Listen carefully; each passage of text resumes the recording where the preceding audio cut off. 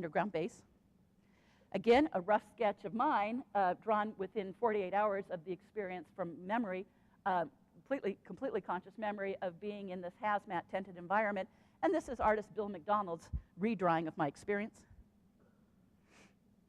Okay, I've started to call my research, too, re-abs, not my labs. And for those of you who may be familiar with this, my labs or MIL-labs is what this research has generally been called in ufology.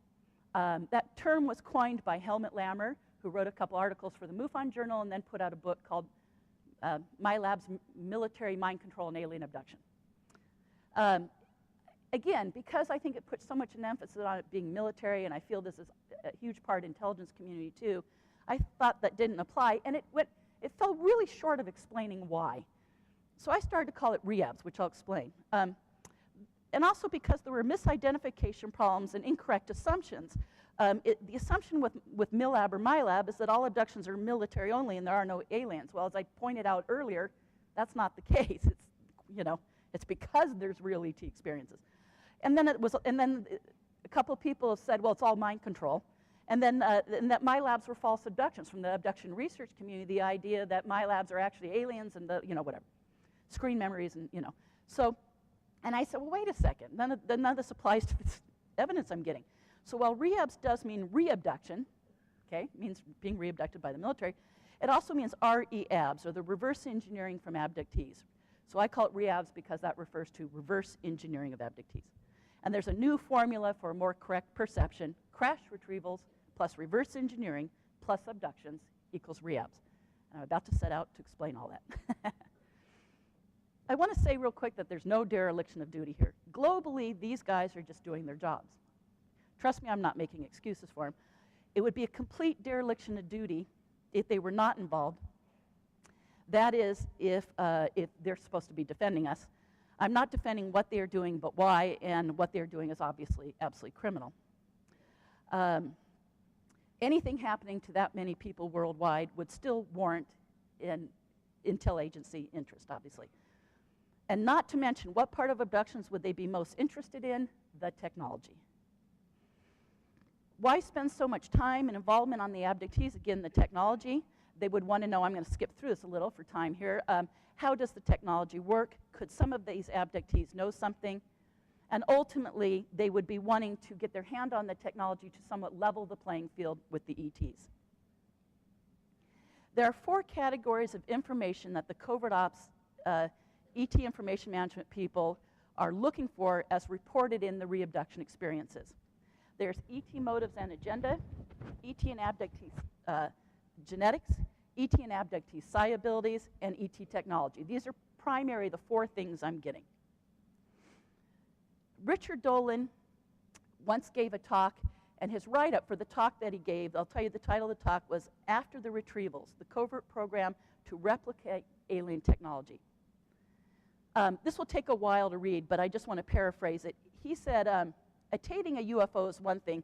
Clearly that exotic technology would have a home in deeply secret places within the government. And he went on to say that there would be an extreme interest to develop this, and that there would be a program to replicate alien technology over 50 years. That he said that this evidence is strong, and that breakthroughs have been made in the technology development. The evidence is strong for real breakthroughs that have been made and applications that are being used covertly, such as within a secret space program. Secretly about these programs and technology breakthroughs must be maintained because revelations would unravel the entire source of secrecy, structure of secrecy. This includes not only the truth about extraterrestrials, but the labyrinth of illegal black infrastructure that has become entrenched as a true state within a state. So here's Dolan. So, I can tell you there's a reverse engineering program, but here's Dolan giving a perfect description of it. And again, this is in the book if you want to read it.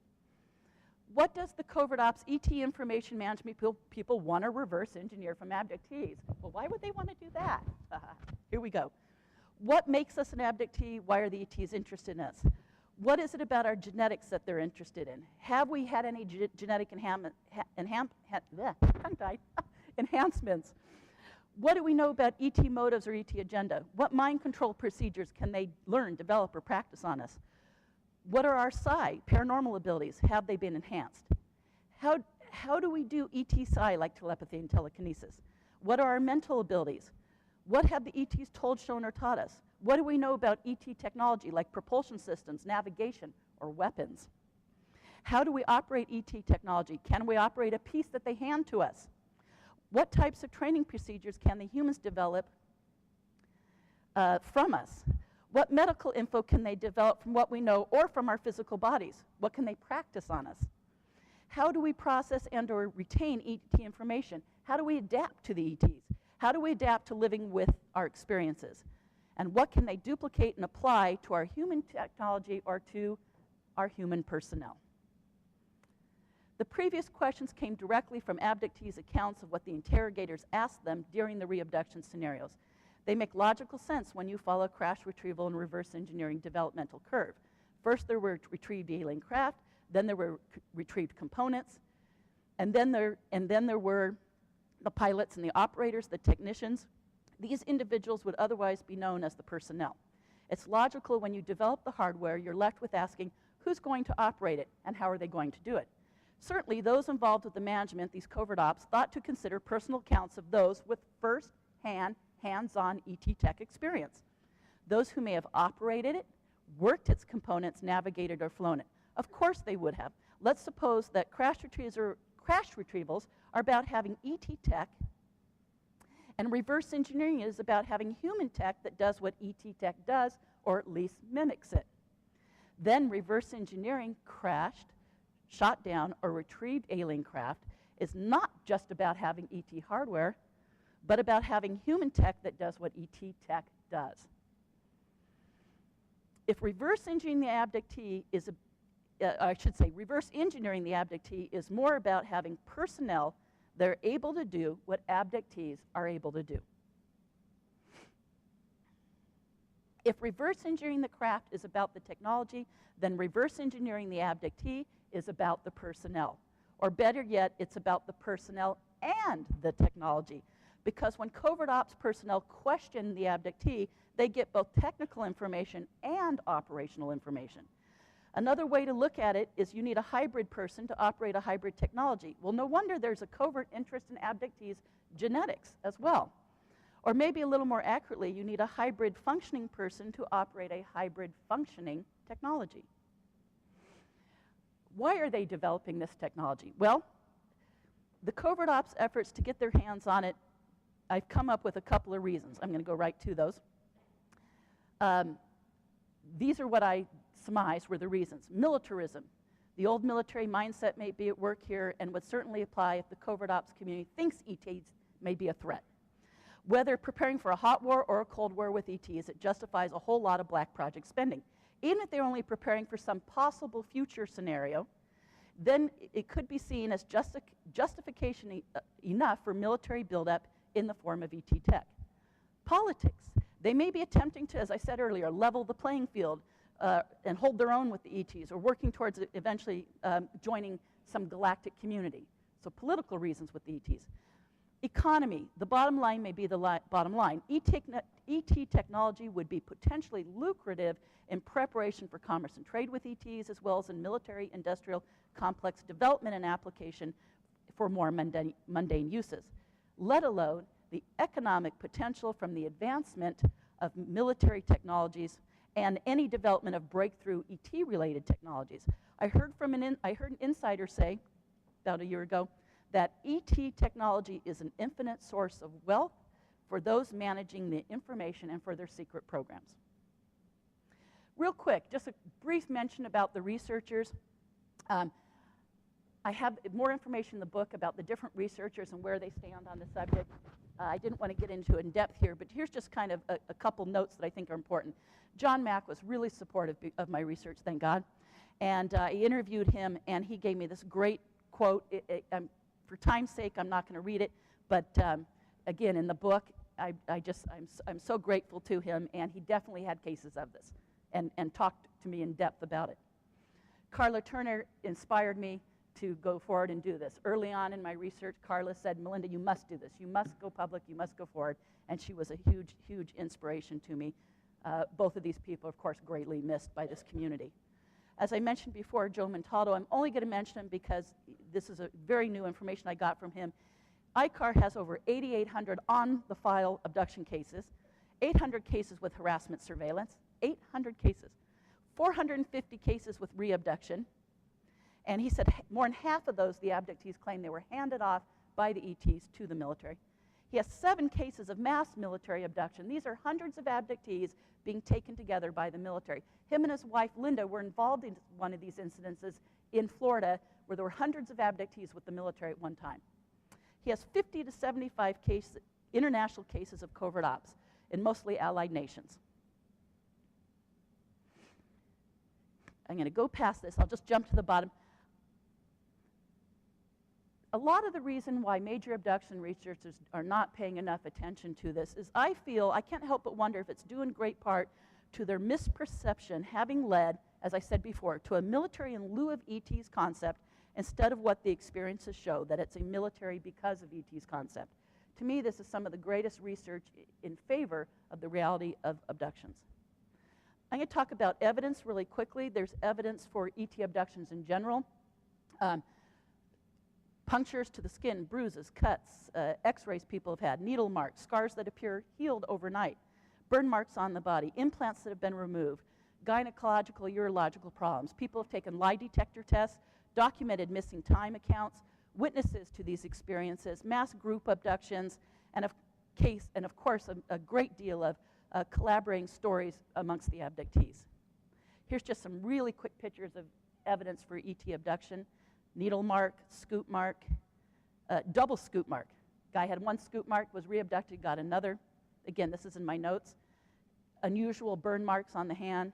These are burn marks going up a leg. Burn marks on the back of a neck, a needle mark on an arm.